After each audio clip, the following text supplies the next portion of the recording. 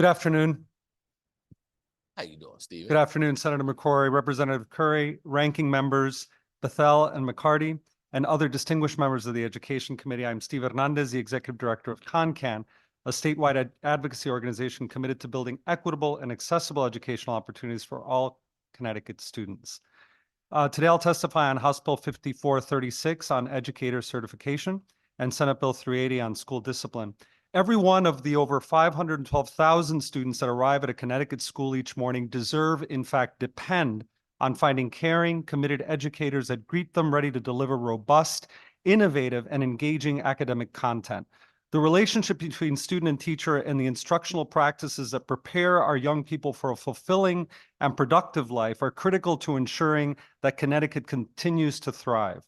But for many children in our state, most acutely in our high-need urban and rural communities, this is not reality. In fact, for these children, access to consistent certified educators is becoming increasingly rare. 60% of current educator vacancies are in our 36 alliance districts, meaning existing overstretched staff or long-term substitutes have to fill the absences.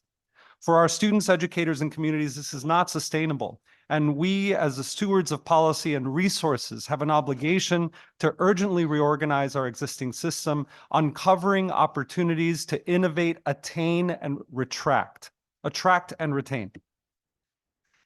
Over the past 6 months, practitioners, preparation programs, and content experts have engaged in a series of productive conversations on how Connecticut's educator certification system can better represent our values of high-quality instruction and content mastery, rooted in a belief that all children can succeed if given the right opportunity and a commitment to diverse representation of background and skill.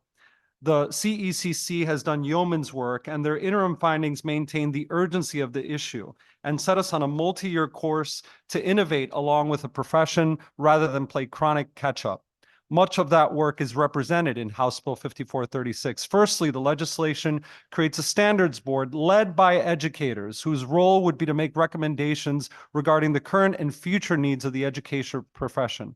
Our current certification system is based on a 1998 notion of educator preparedness and efficacy, which was in turn built on a turn of the last century education model. By shifting to an evergreen model like the Standards Board, the conversation never ends, and updates occur in concert with technological, academic, and pedagogical advancement. Secondly, there are a series of concrete, if I could wrap up, we've noted in our testimony that we will submit the pluses and some recommendations that we have along with our testimony on 380 regarding school climate. Thank you. I just want to make sure I understood what you said in regards to vacancy. You said 60% of the vacancies currently right now in the state of Connecticut mean there's not a certified teacher in the classroom. Are located where? In our 36 alliance districts. And this is incredibly important because when you think about our role in ensuring that we have a full teacher cadre in our classrooms, and yet at the same time in 360, we're talking about suspensions and expulsions, the pressure is on the human beings within these institutions. It makes total sense that there are expulsions and suspensions of our littlest ones, where the adults in the room feel under-resourced, overstressed, and can't manage the classrooms that they are dealt with. And if 60% of them are not certified teachers, they don't have the training, they don't have the background, why are we expecting anything different? There's the lowest resource schools districts, right? And we don't even have certified teachers in the classroom to teach them, but yet they're expected to compete at the same levels as high resource school districts that have teachers in their classroom every single day. And then we look at it and then we see the outcomes and we look like, oh, what's going on here? I mean, there's a, if I may, Senator, there's a chorus of a refrain that I think comforts so many of us in the state when we say Connecticut has the highest performing schools in the country. And I think in that comfort, we are derelict in our responsibility to look deeper and to check whether under the cover of poverty, we are actually missing the kids that need our education the most. We have the largest disparities in the country, and we need to address those. Yeah, you're so dead on. I can go on this all day. I'm not. Trust me, I'm coming down. I'm gonna leave y'all in a couple of minutes. Y'all ain't gonna have me for a little while. I'll be back though.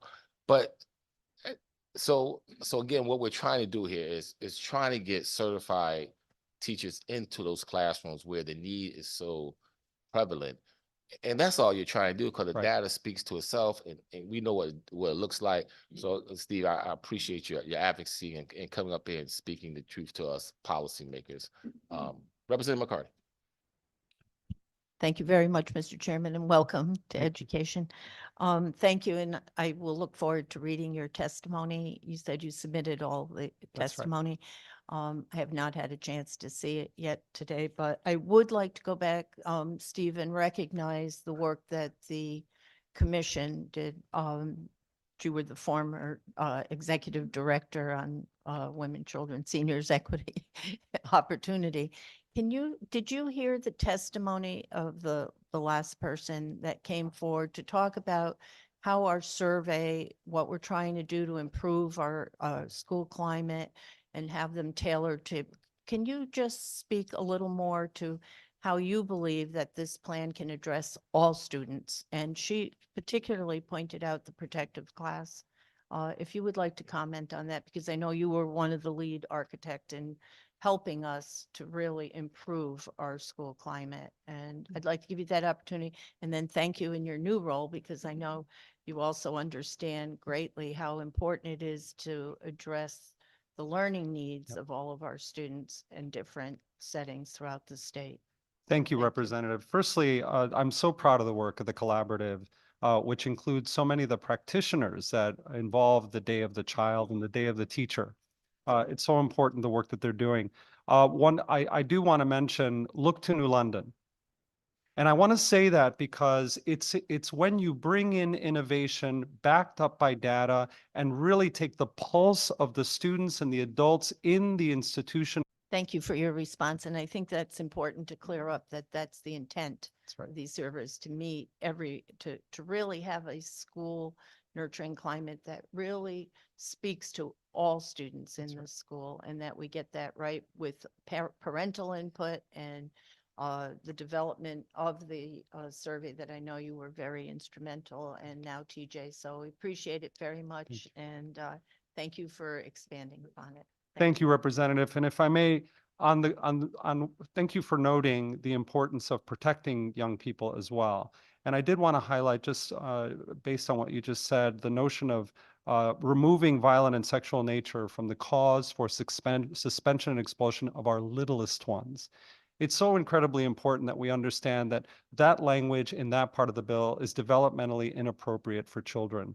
First of all, it misses the fact that children of that age, as eloquently pointed out by our students, do not understand what those words mean. And in fact, I would posit that some of the adults who are writing the laws and keeping the laws in that space don't understand what it means for little kids.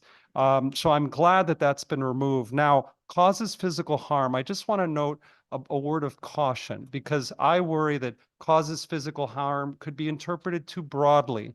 Each one of us has our own subjective understanding of what harm is. So I would just hope that we continue to think about that. But all that is to say that I'm really glad that we have removed or that we propose to remove a part of the law which has just been anathema to kids for so long.